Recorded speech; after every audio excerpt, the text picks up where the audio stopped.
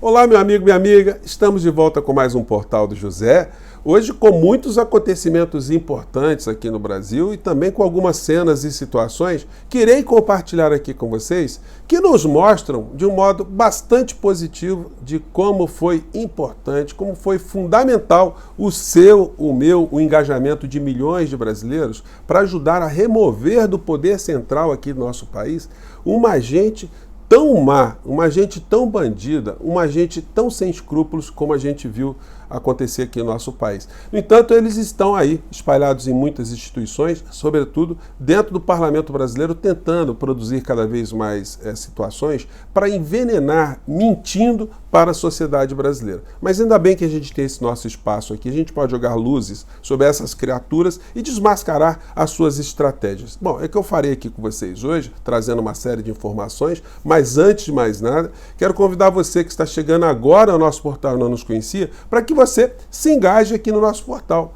Se inscreva conosco, conheça os nossos outros vídeos, compartilhe, dê seu joinha, mande seus comentários e, se puder, se inscreva também no nosso clube de membros, tá legal? Você que é muito bem-vindo e muito bem-vinda. Gente, antes de entrar aqui em algumas questões objetivas, eu gosto sempre de bater um papo assim com vocês, né, e trazer algumas situações emocionais que acontecem ao nosso redor.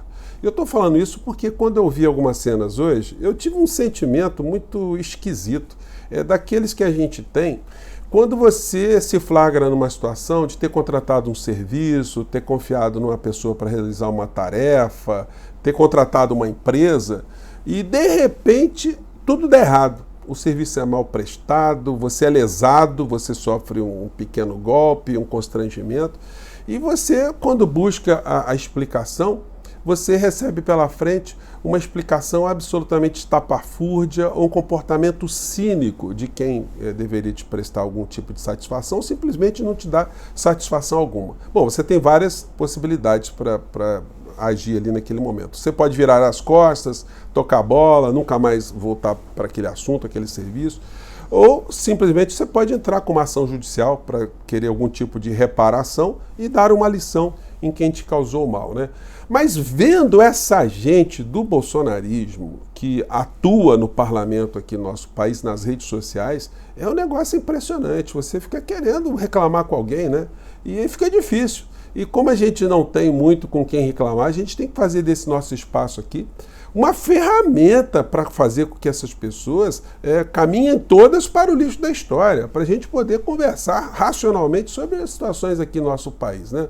Bom, então eu não podia deixar de falar isso com vocês, que foi de um certo modo um desabafo, porque eu vou mostrar aqui para vocês, vocês vão me dar razão em algumas situações, né? Entrando aqui, em primeiro lugar, na questão econômica, né? Tem uma matéria hoje está em todos os jornais, que diz respeito à privatização da Sabesp, que é a empresa de saneamento básico lá de São Paulo. Autorização legal para a venda da Sabesp poderá sair essa semana. Gente, tem grana rolando aqui, grana forte. Os deputados, quem está envolvido nessa história aqui para entregar um patrimônio que dá lucro no estado de São Paulo, tem corrupção, de forma direta ou de forma indireta. Tem promessa de corrupção. E a figura do governador do estado de São Paulo, ele não consegue explicar porque ele está querendo privatizar. Tem algum interesse escuso no meio dessa história. E eu estou chamando a atenção disso porque o mesmo discurso que os veículos de comunicação dão para que se legitime a entrega de uma empresa lucrativa e estratégica, uma das maiores do mundo em saneamento, como a Sabesp, enfim, quando se joga esse tipo de argumento dizendo que ele foi eleito, o governador ele teve o passaporte, né? Ele ganhou a autorização do povo para fazer isso. Então esse discurso tem que valer também para que o governo federal coloque na pauta do dia o que foi feito com a Eletrobras, para que recupere a Eletrobras para o Estado brasileiro, porque também é o mesmo princípio. O presidente Lula ganhou autorização legal para poder fazer esse tipo de situação também. Então, gente, infelizmente a gente não está vendo muitos debates sobre essas situações, porque infelizmente nós temos ladrões com L maiúsculo operando por trás dessas estruturas todas com o beneplácito dos grandes veículos de comunicação que no final da história são sócios de muitos desses fundos, né? que abocanham riquezas estratosféricas. Então não podia deixar de falar sobre essas coisas. E aí a gente entrando aqui nas questões políticas e policiais também, né? O ministro Flávio Dino hoje ele brilhou por todos os lados porque ele fez muitas declarações sobre o trabalho da Polícia Federal junto com a Polícia Federal do Paraguai para desmantelar uma quadrilha que jogou aqui no Brasil mais de 43 mil armas.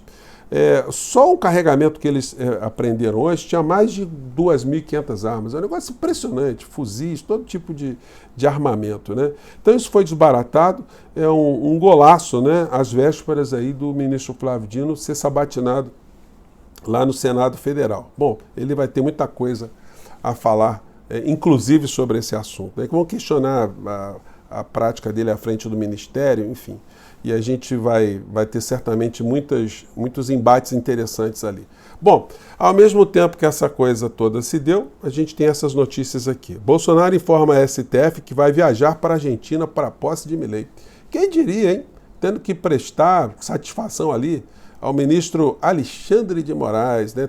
Porque muita gente está levantando, né? Será que ele vai fugir? Bom, ainda isso não está no radar, né? Mas nunca deve se descartar, né? Que a figura do Bolsonaro, vendo que a cadeia está chegando cada vez mais próxima, que ele tem ali sempre algum tipo de possibilidade de fuga, né? Mas resta saber também se o Milei vai fazer um governo e vai durar muito tempo lá, porque com o tipo de propostas que ele apresentou lá, é muito difícil, né? A não ser que ele traia todo o povo que elegeu, que votou nele, para simplesmente dar continuidade àquilo que foi o governo lá atrás, o governo ultra-neoliberal do Maurício Macri, né? Então aí ele pode aguentar um pouco mais, mas enfim, isso a gente vai ter muito tempo aqui para analisar essas situações. Bom, e também mais uma situação ruim contra o Bolsonaro. Moraes rejeita recurso de Bolsonaro em caso de inelegibilidade. Então ele está tentando lutar ali, mas não está dando pé, né? Está tomando uma pancada atrás da outra. Defesa diz que Bolsonaro estava sob efeito de morfina quando fez post contra as urnas, né? Eu conversei com vocês sobre isso mais cedo e na hora que eu estava fazendo papo com vocês, ele também estava dando uma entrevista numa rádio aqui, extremamente bolsonarista ainda, uma discípula aqui da Jovem Pan, né? Vou pegar aqui. Termino. Flávio Dino fez o tudo e procediu, né, esconder o que de fato aconteceu no dia 8 de janeiro, agora desse ano, quando tivemos aqui, ninguém concorda com invasão de prédio público e depredação, ninguém concorda, mas quem patrocinou isso aí, o Flávio Dino escondendo as fitas, as imagens do seu... Então ele fica repetindo isso, ele falou das eleições, lá do astronauta aqui, né? Enfim, mas não vai dar muito certo isso, como eu disse para vocês. As provas contra o Bolsonaro, elas estão absolutamente cristalizadas. A gente tem que esperar agora o comportamento do próximo Procurador-Geral da República, que continua sendo uma grande dúvida. PGR aguarda a prova da meta para denunciar Bolsonaro por incitação 8 de janeiro. Qual a importância dessa imputação criminal contra o Bolsonaro?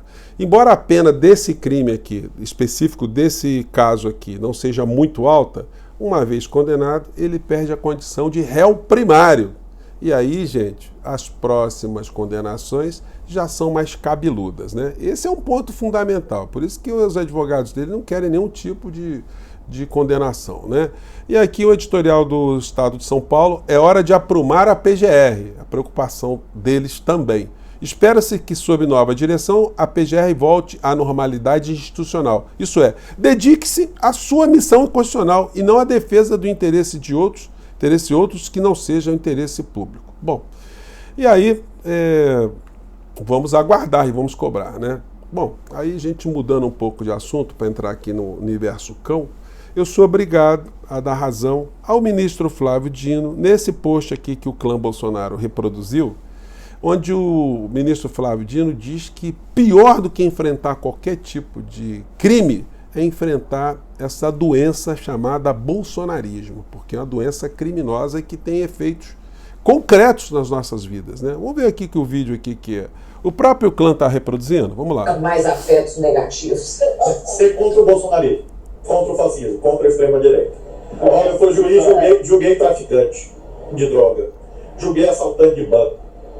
Julguei, era juiz criminal, fui deputado federal, fui governador chefiando a polícia, as polícias estaduais, enfrentando situações difíceis no sistema penitenciário, no enfrentamento à criminalidade de um modo geral. Sou ministro da Justiça. Nada é mais perigoso por conta da violência dessa gente. Violência que você vê dentro do olhar. E não é só a violência nesse olhar que o ministro Flávio Dino diz que é perigosa, né? É a prática que inocula o ódio nas pessoas, a mentira, a disfarçatez, a ignorância. E hoje, as cenas extremamente constrangedoras foram vistas lá na Câmara Federal. Quando o ministro Silvio Almeida foi convocado para lá prestar esclarecimento sobre a visita daquela mulher, enfim, que criou tanto problema porque é casada com um traficante, enfim. E o ministro Silvio teve que escutar uma série de acusações, de mentiras, mas ele até deu algumas pancadas ali muito fortes, né, nessa gente. Vai legalizar um comércio que é dominado por pessoas que não são traficantes. O Eduardo Bolsonaro, depois a gente viu aqui o Nicolas Ferreira, todos eles, simplesmente, eles não queriam perguntar nada para mim. Só é ministro de Estado agora. Só queriam produzir peças para colocarem nas suas redes sociais. Mas sim, esse deputado aqui, deputado Marcos Polon, fez uma... no cárcere. Não foi o que eu perguntei. Então, pontuado isso aí... Fez uma insinuação muito desagradável para o ministro Silvio, né? Se o senhor conhecia a dama do tráfico antes, ou o senhor só veio se conectar com o tráfico depois. E aí o ministro Silvio falou, olha, vai sofrer processo, o senhor esclareça isso que o senhor está falando, enfim.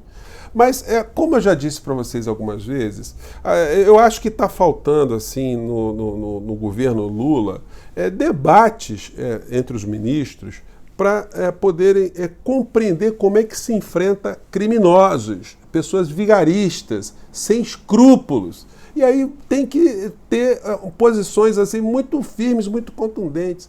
Vocês imaginam uma pessoa como o ministro Silvio Almeida ser interpelado por uma série de figuras que defendem, que seguem uma figura com esse tipo de comportamento? Bolsonaro afirma que torturador brilhante Ustra é um herói nacional.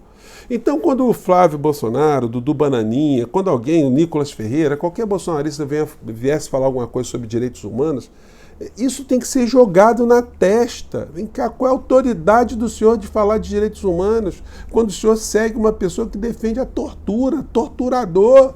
O senhor está querendo enganar quem com esse tipo de discurso? O que o senhor tem na sua alma? O senhor acha que alguém aqui acredita que o senhor tem algum tipo de vinculação com direitos das pessoas humanas? Então, tem que ir na jugular, da mesma forma como eu disse aqui, que quando a ministra da Saúde é interpelada por essas pessoas, ela tem que falar assim, eu não reconheço a autoridade de vocês praticaram um genocídio aqui no nosso país, nós temos mais de 113 mil órfãos, e vocês estão querendo colocar o quê enquanto crítica na área da saúde? Então tem que ter uma postura política, embora o ministro Silvio tenha perguntado para o Eduardo Bolsonaro, tenha falado, né, olha, eu não tenho nenhum miliciano no meu gabinete, eu não tenho, não fiz homenagem a miliciano, eu não tenho conexão com essa gente. E o Dudu Bananinha não consegue explicar. Ele já tem um comportamento de cinismo tão grande que as questões objetivas, porque essa é uma questão objetiva. O seu pai, Eduardo Bolsonaro, tinha vínculo com o miliciano, o seu irmão tinha vínculo com o miliciano, e não é fotografia, eram vínculos formais. O Queiroz botava dinheiro na conta da esposa do presidente, então, ou na época não era presidente, mas enfim, essas são informações concretas, isso tem que ser colocado na cara dessa gente. Meu amigo, eu não reconheço autoridade moral de alguém que tem esse tipo de vínculo com crime para vir falar alguma coisa de crime, enfim, contra mim, né? Então são situações assim que eu acho que os quadros do governo Lula têm que prestar um pouco mais de atenção, têm que se situarem mais para não ficarem numa posição de defensiva em relação a esses criminosos, esses bandidos e esses vigaristas. Bom, é assim que eu penso e eu acho que é o papel que a gente tem que desempenhar aqui em espaços como esse nosso portal. Bom, gente, eu fico por aqui. Mais uma vez, desculpem a veemência, mas esse é o nosso Portal do José. Um grande abraço, mande seu comentário e até o nosso próximo encontro. Tchau!